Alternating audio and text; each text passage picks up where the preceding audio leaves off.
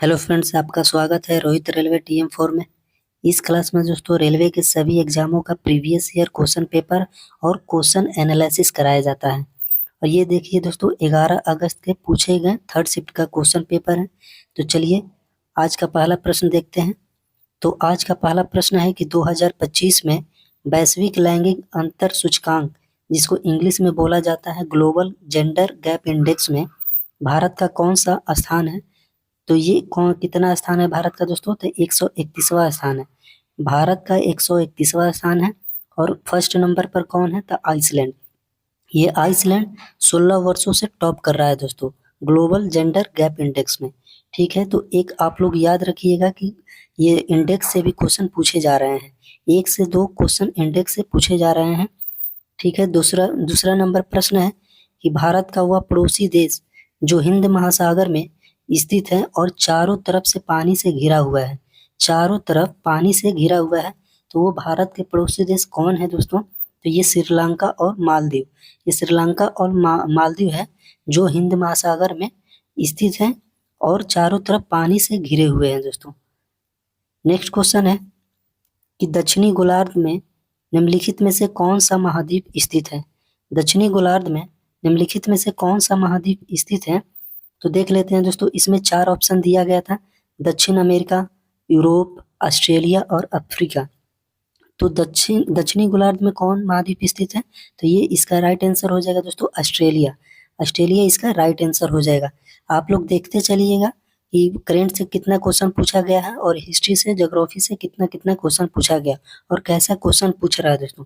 वही टॉपिक आप लोग को पढ़ के जाना भी है। अगला नंबर क्वेश्चन है कि मिजोरम राज्य की आधिकारिक भाषा क्या है। मिजोरम राज्य की आधिकारिक भाषा क्या है, तो ये मिजोरम राज्य की आधिकारिक भाषा क्या है, तो मीजो मिजोरम की आधिकारिक भाषा है दोस्तों। अगला नंबर प्रश्न है कि धन विधेयक का वर्णन किस अनुच्छेद में किया गया है। धन विधेयक का वर्णन किस अनुच्छेद में किया गया है, तो अनुच्छेद 110। अनुच्छेद 110 में धन विधेयक का वर्णन किया गया है। एक पॉलिटी में आपका अनुच्छेद यानी आर्टिकल से क्वेश्चन एक या दो क्वेश्चन पूछा जा रहा है दोस्तों।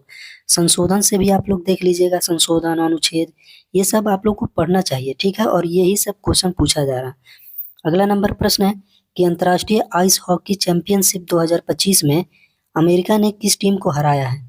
अंतर्राष्ट्रीय आइस हॉकी चैंपियनशिप 2025 में अमेरिका ने किस टीम को हराया है, तो ये किसको हराया है दोस्तों, किस देश को, तो स्विट्जरलैंड को।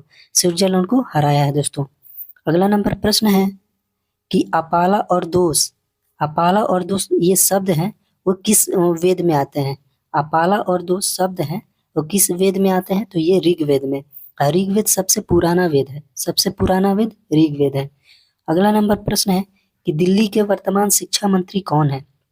दिल्ली के वर्तमान शिक्षा मंत्री कौन है, तो ये आशीष सूद। आशीष सूद है जो दिल्ली के वर्तमान शिक्षा मंत्री हैं। 8 फरवरी को ये नियुक्त हुए थे, 8 फरवरी 2025 को। आगे बढ़ते हैं। अगला नंबर प्रश्न है कि साइक्लोन अभ्यास 2025 भारत और किस देश के मध्य हुआ था। साइक्लोन अभ्यास 2025 भारत और किस देश के मध्य हुआ था, तो ये दोस्तों भारत और मिस्र के बीच हुआ था साइक्लोन अभ्यास। और कहाँ पर हुआ था दोस्तों, तो ये राजस्थान में। 10 से लेकर 23 फरवरी तक ये अभ्यास चला था दोस्तों। ठीक है, याद रखिएगा, एक अभ्यास से भी, एक्सरसाइज से भी क्वेश्चन पूछा जा रहा है। करेंट अफेयर के बहुत सारे प्रश्न हैं दोस्तों, 7 से 8 प्रश्न करेंट अफेयर से पूछे जा रहे हैं। अगला नंबर प्रश्न है कि दिल्ली के वर्तमान महिला एवं बाल कल्याण मंत्री कौन है। दिल्ली के वर्तमान महिला एवं बाल कल्याण मंत्री कौन है, तो ये कौन है दोस्तों, तो रेखा गुप्ता। रेखा गुप्ता जो कि दिल्ली के वर्तमान महिला एवं बाल कल्याण मंत्री भी हैं और साथ ही साथ वो दिल्ली की मुख्यमंत्री भी हैं।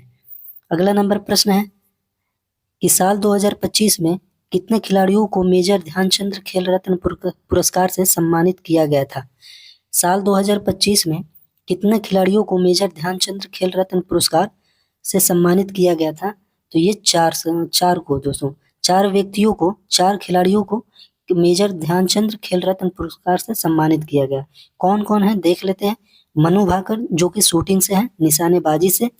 डी गुकेश जो कि चेस खेलते हैं, शतरंज से। ये हरमनप्रीत कौर ये हॉकी से संबंधित है। अब प्रवीण कुमार ये पारा एथलीट से है दोस्तों। तो ये 4 व्यक्तियों को मेजर ध्यानचंद खेल रत्न पुरस्कार 2025 में मिला है।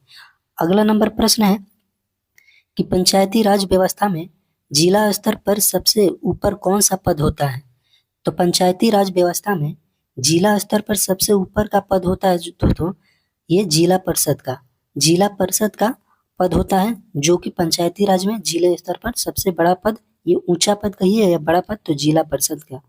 ठीक है दोस्तों, अगर चैनल पर नए होंगे तो चैनल को सब्सक्राइब कर दीजिएगा और दोस्तों में शेयर भी कर दीजिएगा, और वीडियो अच्छा लगेगा तो कमेंट करिएगा आप लोग, और वीडियो को लाइक भी कर दीजिएगा। अगला नंबर प्रश्न है कि भूमध्य रेखा के आसपास के क्षेत्र को क्या कहते हैं? भूमध्य रेखा के आसपास के क्षेत्र को क्या कहते हैं? तो ये क्या कहते हैं दोस्तों? तो ये उष्णकटिबंधीय क्षेत्र। भूमध्य रेखा के आसपास के क्षेत्र को उष्णकटिबंधीय क्षेत्र कहते हैं दोस्तों। ये ट्रॉपिकल रीजन बोला जाता है, इंग्लिश में ट्रॉपिकल रीजन। आगे बढ़ते हैं कि जम्मू कश्मीर में हाल ही में बने सबसे ऊंचे पुल का निर्माण किस नदी पर किया गया है? जम्मू कश्मीर में हाल ही में बने सबसे ऊंचे पुल का निर्माण किस नदी पर किया गया है? तो ये दोस्तों चिनाब नदी पर। ये चिनाब नदी पर, जो कि जम्मू कश्मीर में है। जम्मू कश्मीर में सबसे ऊंचे पुल का निर्माण यही चिनाब नदी के ऊपर किया गया है। इसकी ऊंचाई 359 मीटर है दोस्तों, सॉरी 359 मीटर है, जो कि चिनाब नदी पर बनाया गया है। ठीक है, इस वीडियो का लास्ट क्वेश्चन है दोस्तों कि भारत में परिवहन का कौन सा साधन प्रमुख है? भारत में परिवहन का कौन सा साधन प्रमुख है? तो ये सड़क परिवहन। सड़क परिवहन दोस्तों बहुत ज्यादा ही प्रमुख है भारत का। ठीक ना? तो आप लोग कमेंट करके जरूर बताइएगा कि आप लोग को ये वीडियो कैसी लगी, और अगर चैनल पर नए होंगे तो चैनल को भी सब्सक्राइब कर दीजिएगा। ठीक है, तो इस वीडियो में इतना है। जय हिंद।